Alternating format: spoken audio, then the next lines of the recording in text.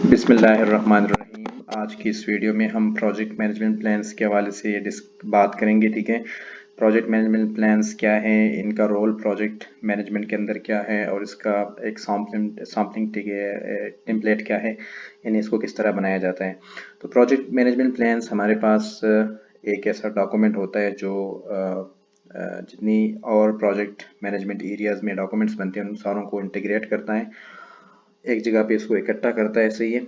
और ये जो डॉक्यूमेंट है ये प्रोजेक्ट मैनेजमेंट जो प्रोजेक्ट मैनेजर है उसको प्रोजेक्ट मैनेजमेंट प्रोजेक्ट की कंट्रोल और एग्जीक्यूशन में काफ़ी उसको हेल्प करता है। सही है। अम, जो प्रोजेक्ट मैनेजमेंट प्लान्स है ये दो तरह से हेल्प करता है एक प्रोजेक्ट मैनेजर को, जिसमें सबसे पहला ये कि ये फैसिलिटेट करता है कम्युनिकेशन, जो डिफरेंट स्टेक होल्डर है उसके बीच जो कम्युनिकेशन होता है उसको फैसिलिटेट करता है, उसको क्लियर करता है। सही है।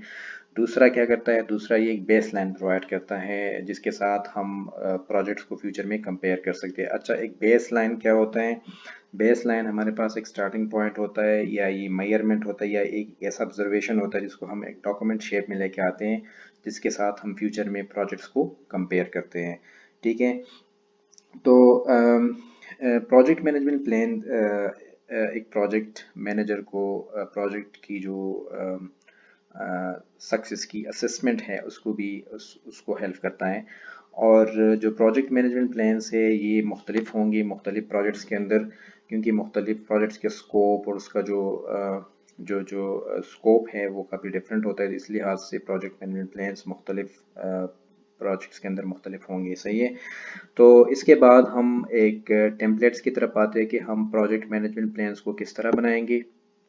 तो हम डायरेक्ट टेम्पलेट्स पे आएंगे। ठीक है।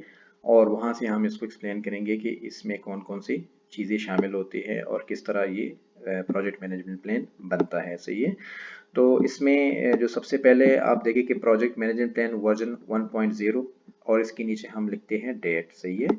इसके नीचे डेट लिखते हैं, इसके बाद हम प्रोजेक्ट का नाम लिखते हैं, नाम के सामने प्रोजेक्ट का नाम क्या है, इस तरह हमने यहाँ पे लिखा हुआ just in time training project, right. इसके बाद उस प्रोजेक्ट का हम एक इंट्रोडक्शन लिखते हैं कि इस प्रोजेक्ट के हवाले से प्रोजेक्ट क्या है। तो एक्चुअली हम उस प्रोजेक्ट को यहाँ पे इंट्रोड्यूस करते हैं। और नेक्स्ट हम प्रोजेक्ट ऑर्गेनाइजेशंस की बात करते हैं कि प्रोजेक्ट के अंदर ऑर्गेनाइजेशनल जो हायरार्चिकल स्ट्रक्चर है वो कैसा है।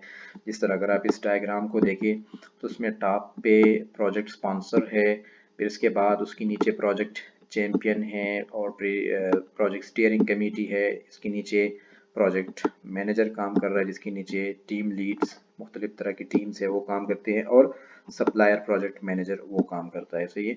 तो यहाँ पे प्रोजेक्ट ऑर्गेनाइजेशन के अंदर आप उस प्रोजेक्ट के ऑर्गेनाइजेशन के हवाले से बताते हैं कि वहाँ उसका हायरार्चिकल स्ट्रक्चर कैसा है, कौन किसके अंदर काम कर रहा है, कौन किसको रिस्पॉन्सिबल है। सही है। अच्छा, ये प्रोजेक्ट ऑर्गेनाइजेशन हो गया। इसके बाद हम मैनेजमेंट एंड टेक्निकल प्रोसेस, हम मैनेजमेंट प्रोसेस की बात करते हैं और फिर टेक्निकल प्रोसेस की बात करते हैं। सही है। कि मैनेजमेंट जो प्रोसेसेस है वो किस तरह होगा। मतलब अगर आप यहाँ पे देखें कि मैनेजमेंट रिव्यू प्रोसेस, यानी the project steering committee will meet at least monthly to provide input and review progress on the project. जो प्रोजेक्ट स्टीयरिंग कमेटी है वो एटलीस्ट लेट्स से मंथली मिलती है और वो मंथली मिला करेगी और वो प्रोग्रेस जो प्रोजेक्ट है उसकी सक्सेस को क्या करेगी, प्रोग्रेस को वो असेस करेगी, रिव्यू करेगी, क्या वो प्रोजेक्ट सक्सेसफुली प्रोग्रेस कर रहा है या नहीं कर रहा। सही है। अगर आप दूसरा देखिए प्रोग्रेस मेजरमेंट प्रोसेस के उसको जो प्रोग्रेस मेजरमेंट है उसको कैसे, मतलब उसको कैसे मेजर किया जाएगा, तो यहाँ पे उन्होंने उस प्रोसेस को मेंशन किया हुआ है। ठीक है। फिर थर्ड आप देखिए change approval process, see attachment based on corporate standard. सही है। और फोर्थ में देखिए कि सप्लायर मेजरमेंट प्रोसेस, तो सप्लायर मेजरमेंट को किस तरह प्रोसेस किया जाएगा वगैरह वगैरह, यहाँ पे सारी चीज़ें मेंशन की जाएगी।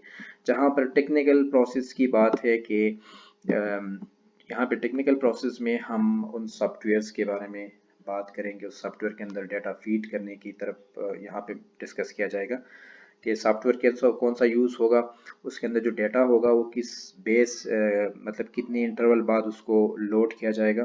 तो सप्लायर इवैल्यूएशन, सप्लायर को किस तरह इवैल्यूएट किया जाएगा। ठीक है। और प्रोडक्टिविटी इम्प्रूवमेंट इसको कैसे मेजर किया जाएगा। तो ये हमारे पास टेक्निकल प्रोसेस के अंदर आ जाते हैं। सही है।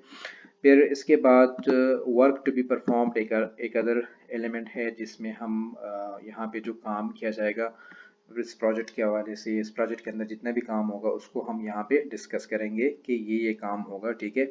और ये हम work to be perform heading के अंदर उसको डिस्कस करेंगे। फिर हमारे पास स्केड्यूल इंफॉर्मेशन है कि ये प्रोजेक्ट स्टार्ट कब होगा, मतलब और ये एंड कब होगा। तो जो स्केड्यूल इंफॉर्मेशन है ये इसमें आप ये इंफॉर्मेशन एंटर करेंगे। फिर हम आपके पास एक बहुत ही इम्पोर्टेंट इंफॉर्मेशन जिसको हम बजटेड इंफॉर्मेशन, ये भी इसका एक हिस्सा होता है जिसमें आप बजट की इस प्रोजेक्ट के टोटल कास्ट के बारे में, उसकी टोटल बजट के बारे में उसको बताते हैं और उसको फिर आप थोड़ा बहुत डिस्ट्रीब्यूशन कैसे उसको डिस्ट्रीब्यूट करेंगे मुख्तलिफ प्रोजेक्ट के मुख्तलिफ सेक्शंस के अंदर, उसको भी आप यहाँ पे डिस्कस करते हैं, ठीक है। और lastly reference to other project planning documents के अंदर आप ये मेंशन करते हैं कि